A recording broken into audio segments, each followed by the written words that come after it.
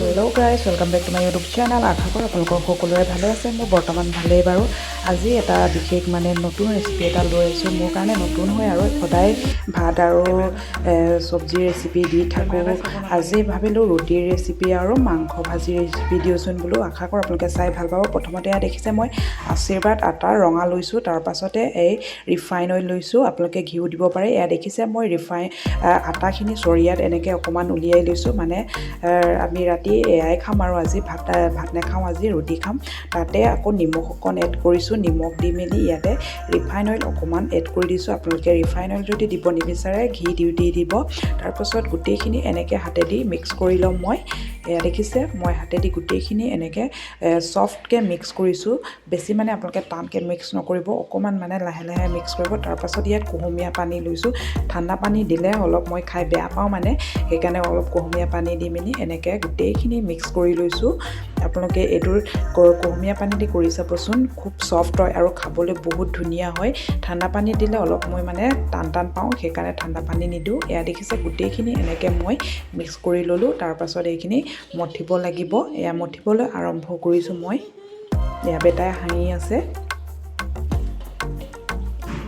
যিহেতু এইটো মই অকলে মঠি আছোঁ, সেইকাৰণে কেমেৰাও অকলে ধৰিবলগীয়া হৈছে।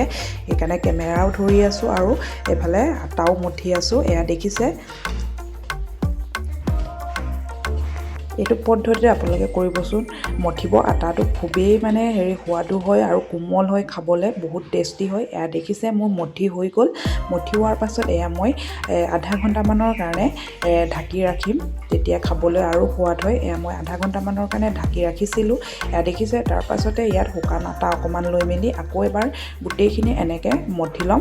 মঠি মেলি গোটেইখিনি আটাৰ পৰা অকণমান লাড়ু বনাই লৈছোঁ অলপ অলপকৈ। তাৰপাছত যিহেতু মই অকলে কেমেৰাও ধৰিবলগীয়া হৈছে, সেইকাৰণে অকলে এইখিনি লাড়ুখিনি বনাই লৈছোঁ। গোটেই লাড়ুখিনি বনাই মেলি বেলিব লাগিব আৰু এনেকৈ লাড়ু বনাই মেলি টাৱাখন পাতিলোঁ। টাৱা পাতাৰ পাছত ইয়াতে মই এতিয়া বেটাই কেমেৰাটো ধৰি দিছে। তাৰপাছত মই ৰুটিটো বেলিবলৈ লৈছোঁ। ৰুটি মই অলপ ডাঙৰ ডাঙৰকৈ বেলিম, যিহেতু আমি আজি ভাত নাখাওঁ, আজি ৰুটি ভাজি মাংস হ'ব। সেইকাৰণে ৰুটিটো অকণমান ডাঙৰকৈ বেলিছোঁ। আপোনালোকে নিজৰ চাইজৰ হিচাপত আপোনালোকে বেলি ল'ব। দেখিছে বেলোতে গম পোৱা যায় ৰুটি কিমান কোমল হয় বা কিমান টান হয়। মোৰ ৰুটি বহুতে ছফ্ট হৈছে আৰু বহুত খাবলৈও সোৱাদ হয়। মোৰ এইটো বনোৱা পদ্ধতিটো চাব। মই এইটো পদ্ধতিত বনাই খাওঁ আৰু খুবেই কোমল হয় আৰু ল'ৰাটো খাই ভাল পায়। এনেকৈ টাৱাখন পাতি মেলি মই ইয়াতে অকণমান ৰিফাইন অইল এনেকৈ দি দিওঁ। তাৰপাছতে অকণমান গৰম হোৱাৰ পাছত মই বেলি থোৱা ৰুটিটো কি চিষ্টেমত দিওঁ আপোনালোকে চাই থাকিব ভিডিঅ'টো শেষলৈকে। ভিডিঅ'টো যদি চাই ভাল লাগে লাইক কমেণ্ট শ্বেয়াৰ কৰিবলৈ নাপাহৰিব। অকণমান এনেকৈ গৰম তেলটোত অকণমান ডুবাই লৈছোঁ। ডুবাই মেলি আকৌ লগালগ মই লুটিয়াই দিছোঁ। লুটিয়াই মেলি লগালগ বেছি টাইম নাৰাখোঁ মই টাৱাত। বেছি টাইম ৰাখিলে বেয়া হয়, সেইকাৰণে কোমল নহয়। সেইকাৰণে এতিয়া আকৌ মই লগালগ লুটিয়াই দিছোঁ। দেখিছে তাৰপাছতে এনেকৈ হেতাখনেদি অকণমান ওপৰে এনেকৈ দবাই দিছোঁ।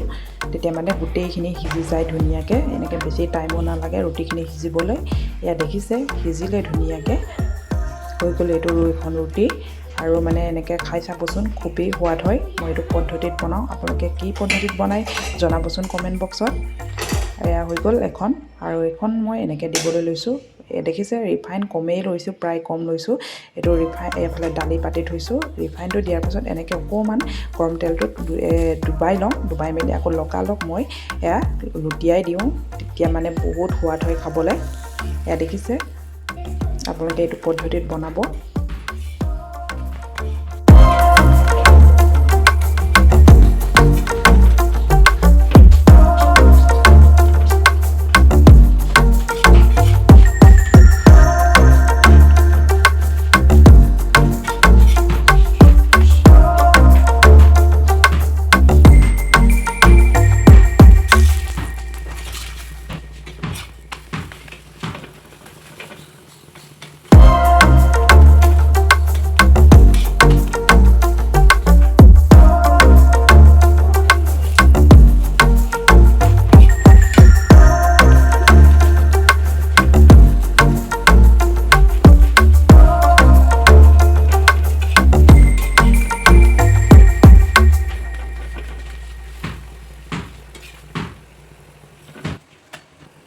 এতিয়া মোৰ ৰুটি বনাই হৈ গ'ল এতিয়া মই এয়া দেখিছে ব্ৰইলাৰ মাংসৰ এয়া আগমঙহ বুলি কয় নেকি মই ভালকৈ নাজানো কি বুলি কয় জনাবচোন এইখিনি লৈছোঁ তাৰপাছত এইফালে পিঁয়াজ জলকীয়া ৰেডি কৰিলোঁ এইফালে কেৰাহীত তেল দিলোঁ তেল দিয়াৰ পাছত পিঁয়াজ দিলোঁ পিঁয়াজ দি মেলি এইখিনি একদমেই মানে গেছৰ ফ্লেমটো ল' কৰি ৰাখিব ইয়াতে পিঁয়াজতে মানে নিমখ হালধি মছলা এইখিনি দি দিছোঁ তাৰপাছতে ইয়াত এইফালে মাংসখিনি দি দিম মই এয়া দেখিছে এইটো মোৰ নামটো নাজানো কি বুলি কয় নাজানো যোনটো ব্ৰইলাৰৰ মানে আগমঙহ বুলি কয় নেকি এইটো এইখিনি দি দিছোঁ তাৰপাছতে এইখিনি অকণমান এনেকৈ লৰাই দিম গেছৰ ফ্লেমটো আপোনালোকে একদমেই হাই কৰি নাৰাখিব তেতিয়া মানে এইখিনি মাংসখিনি জ্বলি যাব লাগি ধৰিব কেৰাহীত একেবাৰে মই ইয়াত গেছৰ ফ্লেমটো ল' কৰি ৰাখিছোঁ তেতিয়া মানে লাগি নধৰে এয়া দেখিছে ধুনীয়াকৈ মানে হৈ আছে এয়া এনেকৈ লৰাই দিছোঁ অকণমান অকণো লাগি ধৰা নাই গেছৰ ফ্লেমটো ল' কৰি ৰাখিব তেতিয়া লাগি নধৰে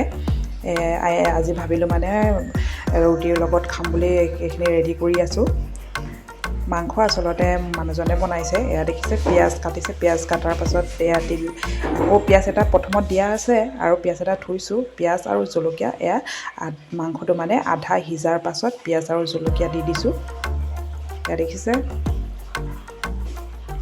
তাৰ পাছতে এইখিনি অকণমান এনেকৈ আকৌ মিক্স কৰি দিছোঁ মিক্স কৰাৰ পাছত ইয়াতে আকৌ অকণমান টাইমৰ কাৰণে ঢাকি ৰাখিব এইটো অলপ টাইমৰ কাৰণে অলপ মানে টাইমে লৰাই থাকিব এইফালে দালিও পাতি থৈছোঁ দালি মই পাতিছোঁ এইফালে দেখিছে বিলাহী দিলোঁ বিলাহী দিয়াৰ পাছতে ইয়াতে অকণমান টাইম আকৌ এনেকৈ মিক্স কৰি দিছোঁ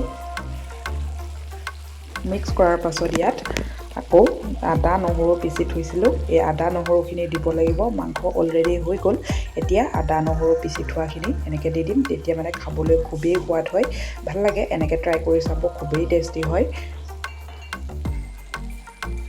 দেখিছে আচলতে আমি বহুত দিনৰ মূৰত এইটো খাইছোঁ সেইকাৰণে বেছি এইটো ডেইলি খাবও নালাগে বহুত একমাহ দুমাহৰ মূৰত এনেকৈ খাব লাগে এবাৰ দেখিছে হৈ গ'ল ৰুটি এইফালে দালিত এনেকৈ ফেচবিন দিয়া আছে ৰুটিও কিমান কোমল হৈছে দেখাই দিছোঁ আপোনালোকক এনেকৈ বহুতেই কোমল হয় আৰু খাবলৈও বহুত সোৱাদ হয় ল'ৰা ছোৱালীও খাই ভাল পায় বেছি শুকানকৈ বনাই দিলে মোৰ ল'ৰাটো খাই বেয়া পায় সেইকাৰণে অকণমান মই এইটো ছিষ্টেমত বনাওঁ এয়া দেখিছে মাংস আৰু এইফালে দালি ৰুটি এয়া হৈ গ'ল আজিৰ ভিডিঅ'টো ৰেচিপিটো কেনেকুৱা পালে জনাব কমেণ্ট বক্সত যদি ভাল লাগে শ্বেয়াৰ কৰিবলৈ নাপাহৰিব এয়া এতিয়া টেষ্ট কৰি চাইছে বাবুৱে ভাল হৈছেনে হা